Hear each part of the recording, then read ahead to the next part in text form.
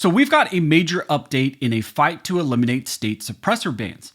The lawsuit challenging New Jersey's suppressor ban is officially moving forward, and now the case is entering a much more serious phase.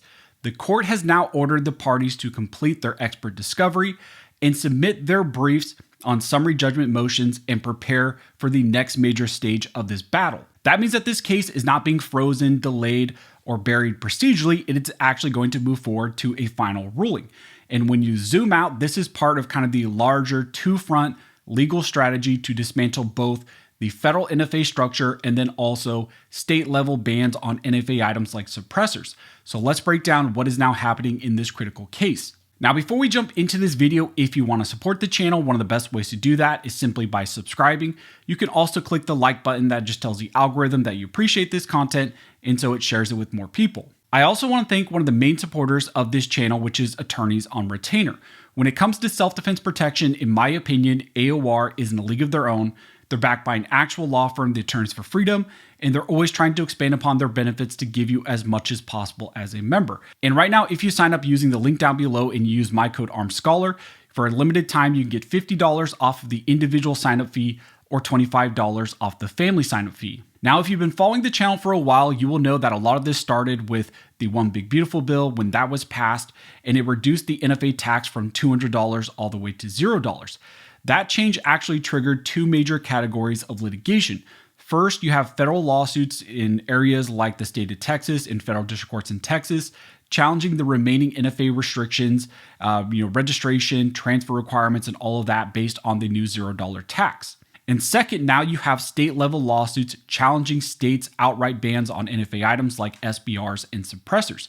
So in Texas, you had GOA, FRAC, Silencer Shop, Palmetto State Armory, and others who are attacking the NFA's constitutional foundation now that there is a $0 tax. But in states like New Jersey, you have organizations like SAF, NAGRPC, ASA, and the NRA who have filed a joint lawsuit in a case called Padua versus Placken, and they aim to strike down New Jersey's outright ban on the purchase and possession of suppressors. So now we have cases challenging the federal structure and others which are challenging state bans on these items.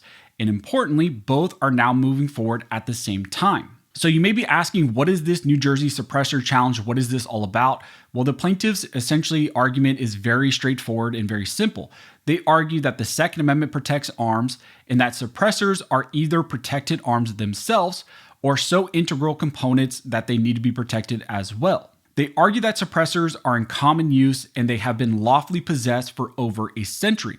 They also point out that they have been widely legal across most of the United States, and also they are widely legal internationally, so other countries don't regulate these at all. And also with the $0 NFA tax now in effect, they argue that suppressors will only become more common and will be owned in even greater numbers. They also point to the Trump DOJ's position in the Fifth Circuit suppressor case called Peterson, where essentially the federal government acknowledged and agreed that suppressors are in fact protected arms and that states in their state-level outright bans on suppressors would be unconstitutional. Now, that was a major shift and admission by the Trump DOJ and was one of the first times that you had the federal government admitting that suppressors are protected arms and that state-level bans on suppressors are unconstitutional. And that shift is now being actually leveraged and used against New Jersey's ban on suppressors. Now, here's where things tie into the broader suppressor litigation strategy that's going on.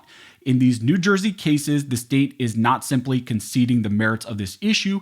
Instead, New Jersey is trying to defeat the case through both procedural and substantive defenses. The state argues that suppressors are not protected arms, and even if they are, bans fit within the historical tradition of firearms regulations. They also argue that the plaintiffs here lack standing because they have not actually suffered any harm yet, according to New Jersey, and they argue that this case is not yet ripe, and they believe that the plaintiffs have not stated a proper claim for this case to move forward. So in other words, New Jersey is trying to prevent this case from becoming a clean merits ruling against their state suppressor ban. The state wants the court to either dismiss the challenge or avoid reaching the full constitutional question on the merits. But that is where the newest update in this case actually matters. We now have a new court order coming out of New Jersey showing that this case is moving forward. It is not going to be delayed. After a May 22nd status conference, the court here actually observed that the pretrial factual discovery is now complete And most importantly, the court ordered that the parties need to submit an agreed upon briefing schedule for motion for summary judgment, and that needs to happen in June. Now, that is a significant procedural development because summary judgment is where the parties can ask the court to decide the case as a matter of law before the full merits trial. So essentially resolve this case sooner rather than later. That means that this case is now moving towards the stage where the court may directly confront the core constitutional questions at issue. Essentially, are suppressors protected by the Second Amendment? Can New Jersey justify an outright ban on these items under Bruin?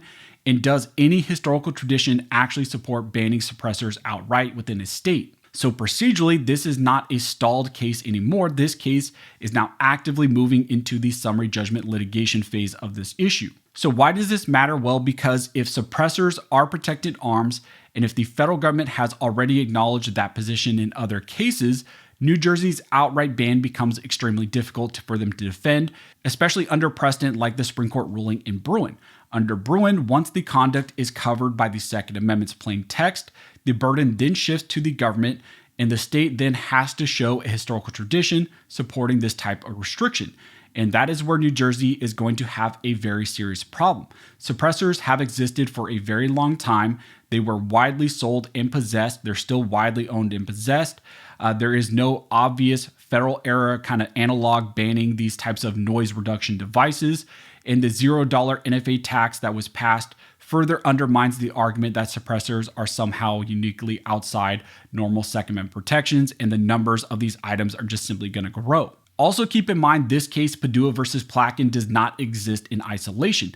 We now have the Texas federal court challenges to the NFA's remaining restrictions, registration, transfer requirements, all of that. And on top of that, you also have the federal acknowledgement from the DOJ in the Peterson case saying that suppressors are protected arms, and also the recent ATF movement with new rules trying to loosen some of the NFA restrictions on NFA items like SBRs and suppressors. Also, if Texas succeeds in weakening the federal NFA structure and New Jersey loses its state ban, well, then other suppressor bans in other states become immediately vulnerable. Essentially, you would have state bans like those in California, New York, Illinois, and others, which also prohibit suppressor purchase and possession. Those will also be weakened and would impact those states as well. This is exactly how major constitutional shifts actually happen. You have multiple cases, multiple courts, pressure from different directions, and eventually one or more of these cases may actually tee up this issue for appellate court review, and then also potentially push for the Supreme Court to finally get involved. So you may be asking, well, what happens next in this case? Well, the immediate next step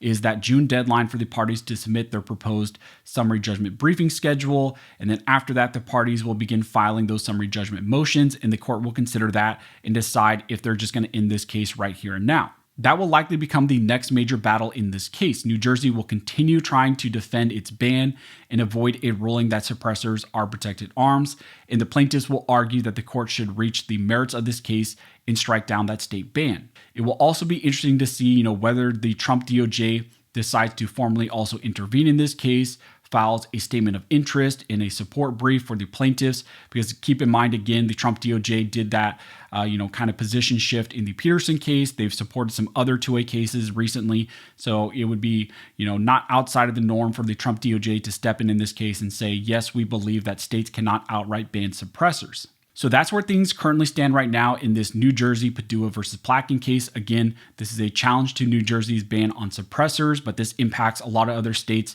So as this case develops, as we get more information, I will let you guys know. If you like this video and you would like to support the channel, one of the best ways to do that is simply to like, comment, and subscribe. All of those things help to fuel the algorithm and just tells the algorithm that you appreciate this type of content, and so it shares it with more people. But as always, thank you so much for all of your support. And don't forget, this nation was built by armed scholars, and this nation will be maintained by armed scholars.